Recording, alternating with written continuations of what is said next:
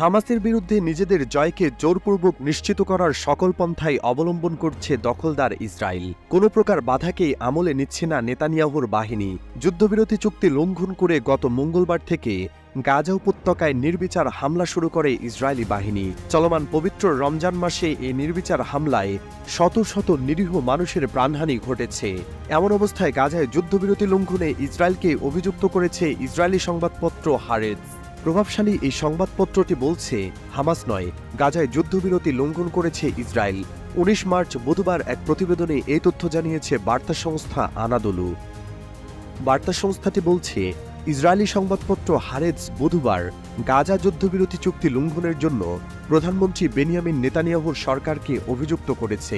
Haaretz তার একটি সম্পাদকীয়তে বলেছে, চুক্তি বাস্তবায়ন এবং জিম্মিদের ফিরে আসার পথে হামাস নয়, বরং বাধা দিচ্ছে ইসরায়েল।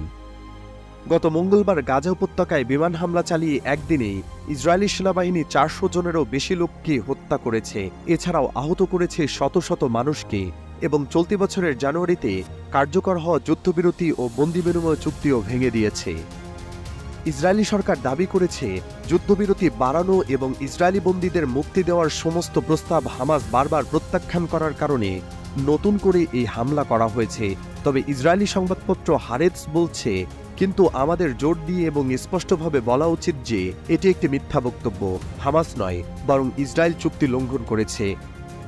এতে আরও বলা হয়েছে, ১৬তম দিনে সংঘাতের পক্ষগুলোর দ্বিতীয় পর্যায়ের আলোচনা শুরু করার কথা ছিল, যা বাকি সমস্ত জিম্মিদের মুক্তির মাধ্যমে শেষ হওয়ার কথা ছিল, কিন্তু ইসরায়েল তা প্রত্যাখ্যান করেছে।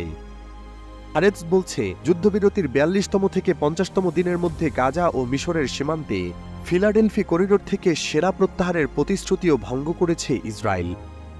সংবাদপত্রটির বক্তব্য, তাছাড়া ইসরায়েল ঘোষণা করেছে যে তারা গাজায় মানবিক সাহায্য বন্ধ করে দিচ্ছে এবং সীমান্ত ক্রসিং বন্ধ করে দিচ্ছে।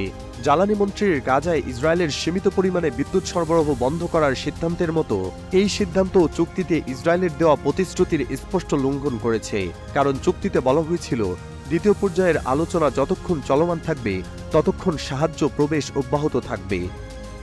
এছাড়া গাজায় নতুন করে আক্রমণ চালানোর উদ্দেশ্য ছিল জিম্মি, জীবিত এবং মৃতদের মুক্তি দেওয়া বলে নেতানিয়াহু যে দাবি করেছেন সেটিকেও আরেকটি মিথ্যা বলেও নিন্দা জানিয়েছে হারেজ।